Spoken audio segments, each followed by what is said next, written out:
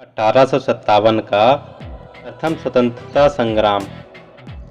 Germany में क्रांति तथा प्रतिक्रांति पुस्तिका में विप्लवी कार्ल मार्क्स ने लिखा था कि जहाँ कहीं क्रांतिकारी उथल पुथल होती है वहाँ पार्श्वभूमि में कोई न कोई सामाजिक आवश्यकता होती है जिसकी जीर्ण पड़ चुके संस्थान पूर्ति नहीं होने देते।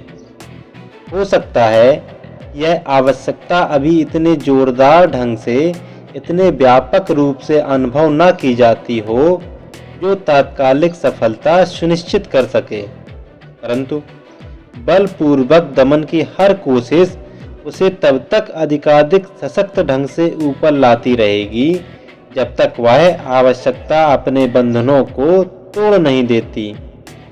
इसलिए यदि हम पिट जाते हैं तो हमारे पास इसके अलावा और कुछ नहीं रह जाता कि हम फिर नए सिरे से काम शुरू करें। और सौभाग्यवश बस हमें आंदोलन के पहले अंक का पटाक्षेप और दूसरे अंक के आरंभ के बीच आराम करने का जो अल्प समय मिलता है वह हमें बहुत जरूरी काम करने का वक्त देता है। उन कारणों का अध्ययन करना जिसके फलस्वरूप क्रांति का विस्फोट हुआ और पराजित हुई। उन कारणों का अध्ययन करना जिन्हें कुछ नेताओं के आकस्मिक प्रयत्नों, प्रतिभा त्रुटियों, गलतियों या गद्दारी में नहीं वरन उथल पुथल ग्रस्त राष्ट्रों में से हर की आम सामाजिक स्थिति तथा उसके अस्तित्व की अवस्थाओं को ढूंढा जाना चाहिए। विप्लवी कार्ल मार्क्स का उपरोक्त विश्लेषण भारत में भी अक्षरशः सत्य है। यद्यपि अंग्रेजों के विरुद्ध भारतीयों के पूर्वोक्त सभी विद्रोह असफल हुए, फिर भी उनके राजनीतिक संघात से 1857 के प्रथम स्वतंत्रता संग्राम की पृष्ठभूमि अवश्य तैयार हुई थी। इस प्रथम स्वतंत्रता संग्राम के बारे में लोगों की परस्पर विरोधी धारणाएं हैं। कोई इसे निरा सैनिक विद्रोह तथा कोई इसे बंगाल रेजिमेंट के मनचले सैनिकों का क्षणिक भावेश तथा कोई इसे गदर की संज्ञा देते हैं। किंतु भारतीय समाज की तत्कालीन घटनाओं के अध्ययन से पता चलता है यह पूर्व नियोजित भारतीय स्वतंत्रता संग्राम का प्रथम महासमर था। तत्कालीन सामाजिक, आर्थिक तथा राजनीतिक परिस्थितियां जन असंतोष को गहरा बनाने के लिए सहायक अवश्य हुई थीं। 22 जून 1757 को प्लासी का युद्ध समाप्त हुआ था। उसकी शतवार्षिकी 22 जून 1857 को पड़नी थी। उसी दिन पूरे भारत में ब्रिटिश साम्राज्य के विरुद्ध विद्रोह का झंडा बुलंद करने की योजना सैनिकों ने बनाई थी। इस संदेश को सभी जगह सैनिक छावनियों में पहुंचाते हुए संकेत के रूप में लाल कमल का फूल भेजा गया था। गांवों में इस संदेश को पहुंचाने के लिए रोटियों का इस्तेमाल किया गया था। ये रोटियां इतने रहस्यमय ढंग से बांटी गई थीं कि अंग्रेज अधिकारी इसे समझने में बिल्कुल असमर्थ रहे। कहा जाता है कि सैनिकों की इस योजना का पता जब देसी राजाओं और नवाबों को चला जो स्वयं भी अंग्रेजों के विरुद्ध थे, उन्होंने सैनिक नेताओं से परामर्श करके विद्रोह की तिथि 31 मई 1857 तय की थी। किंतु बैरकपुर के सैनिक अंग्रेज अफसरों के अत्याचार से उत्तेजित हो उठे। मंगल पांडे नामक सैनिक ने 3 अंग्रेज अफसरों को मार डाला। इस अपराध में मंगल पांडे को 8 अप्रैल 1857 को तथा ईश्वरी पांडे को 21 अप्रैल 1857 को फांसी दे दी गई। 6 मई 1857 को मेरठ के न्यायालय में पेश कर 9 मई को 85 सैनिकों को 8 से 10 वर्ष की कड़ी कैद की सजा दी गई। इस घटना ने सैनिकों के बचे कुचे धैर्य को भी समाप्त कर दिया।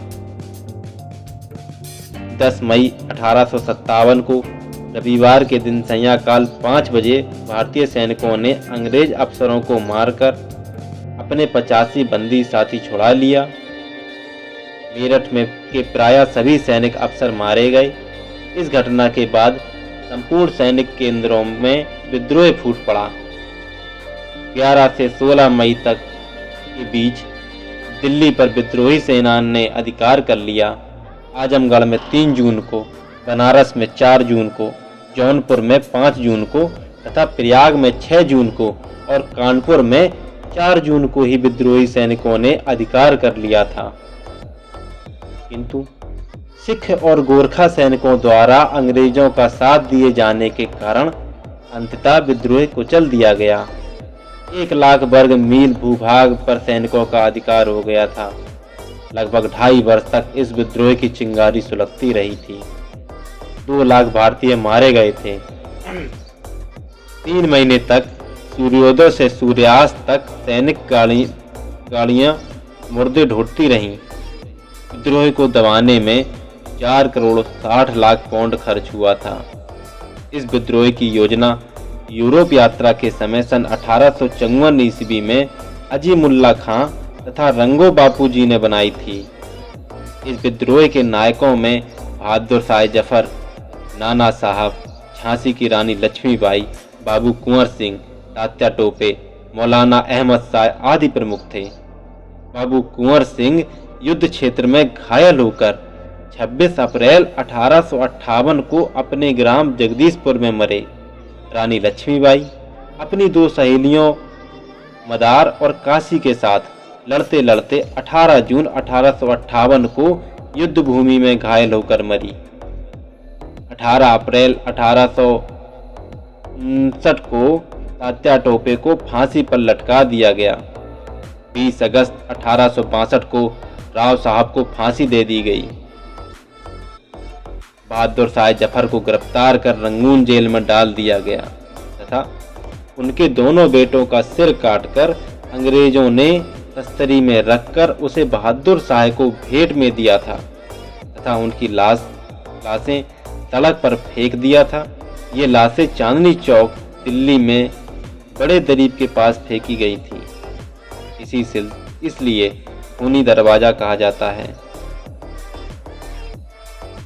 यद्यपि प्रथम स्वतंत्रता संग्राम असफल हुआ, किंतु इसके साथ ही ईस्ट इंडिया कंपनी का राज भी खत्म हुआ।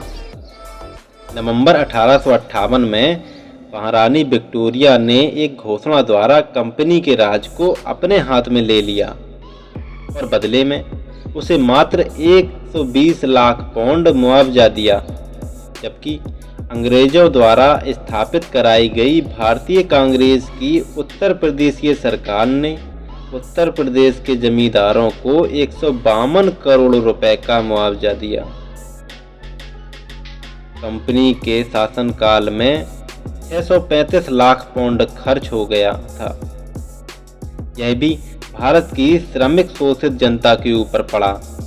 40 करोड़ से भी अधिक का होम चार्ज प्रति वर्ष सेनानिवृत्त अंग्रेजों को पेंशन आदि हेतु भारतीयों को ही देना पड़ता। आत्मसमर्पण करने वाले को क्षमादान, राजाओं को गोद लेने का अधिकार की पुनः बहाली तथा आर्थिक मामलों में हस्तक्षेप की नीति की घोषणा की गई। यह ध्यान देने की बात है कि भारत में मध्यम वर्ग और मध्यम वर्गीय बुद्धिजीवी वर्ग का उदय और विकास ब्रिटिश साम्राज्य के उदय और विकास के साथ साथ उसके पोषक और रक्षक के रूप में हुआ।